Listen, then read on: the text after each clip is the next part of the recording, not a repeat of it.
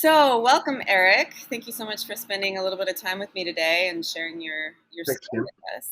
Yeah, um, really great to connect and get to hear a little bit about maybe some of your history and what brought you to Holo Therapeutics and what your experience has been like so far.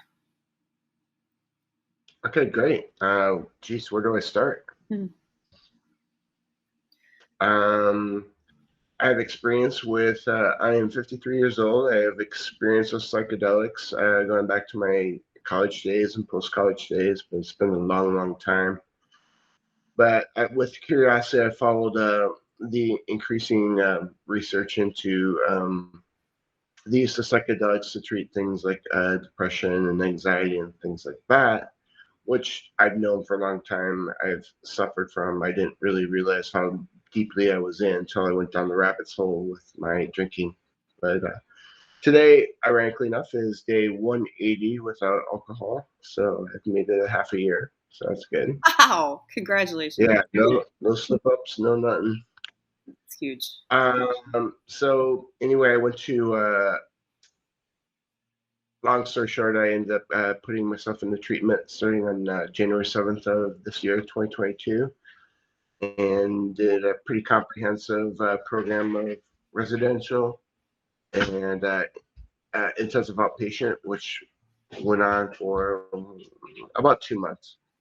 And I was on a good cocktail of medications for anxiety and depression, Lexapro for the depression, gabapentin, and visceral for the anxiety.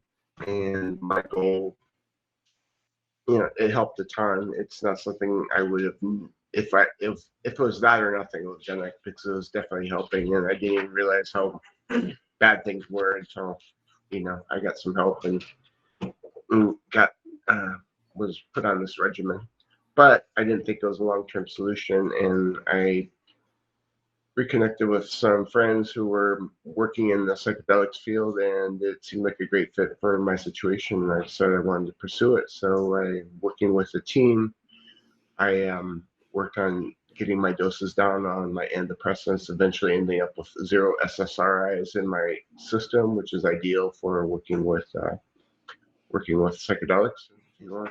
Yeah, I'm really interested to know, well, specifically just for folks that are listening, how long were you prescribed the medications you were on, and what specifically was the tapering off of those medications like for you as you were preparing for your psychedelic experience? I was on not a heavy dose of anything, but a pretty, from what I've heard or was told, pretty standard dosages of these various things.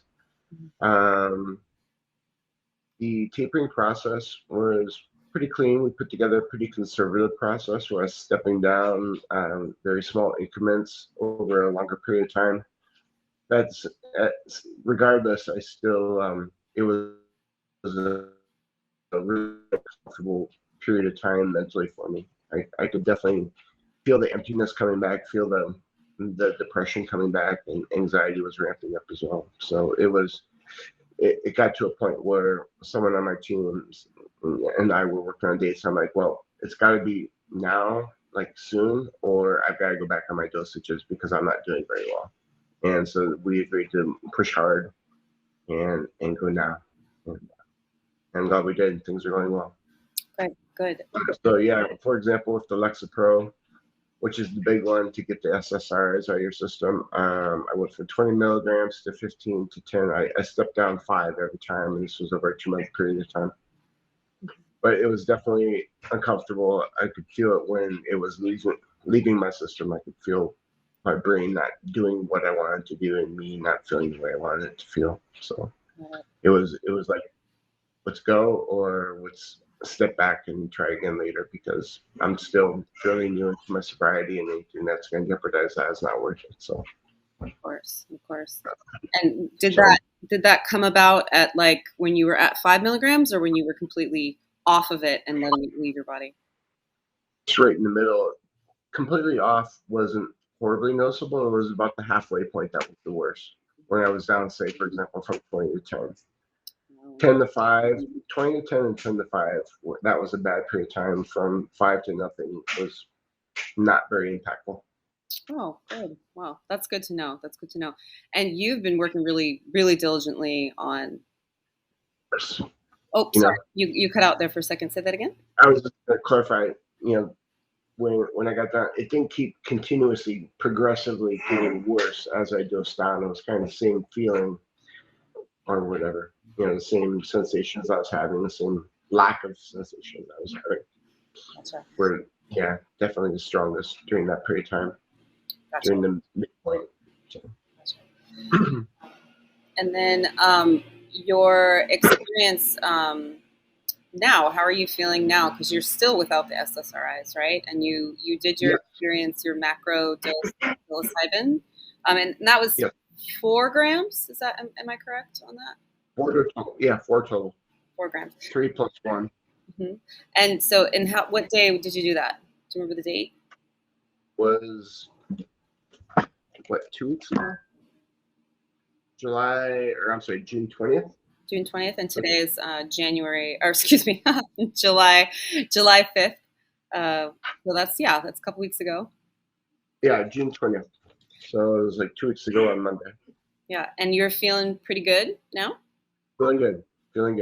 Great, and you're not on anything, right?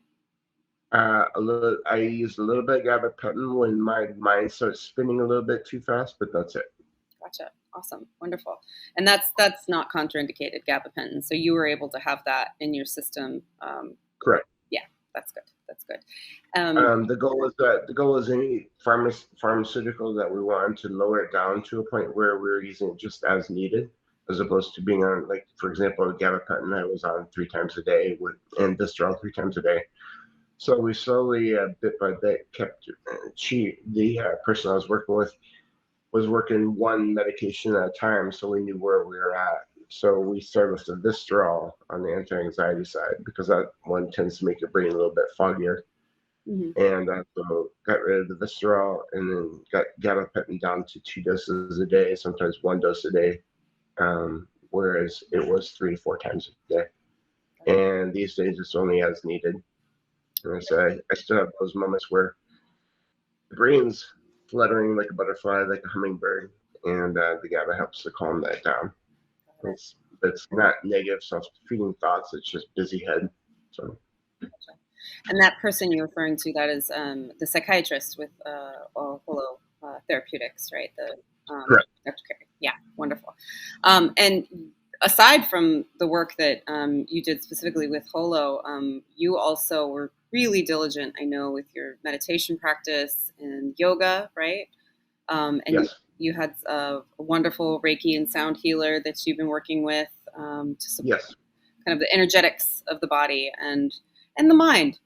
Yeah. So I'd love to know a little bit about your how maybe just the meditation itself helped with your process of moving through some of those uncomfortable times, because ultimately our mind is under our control, even though it seems like it's not sometimes.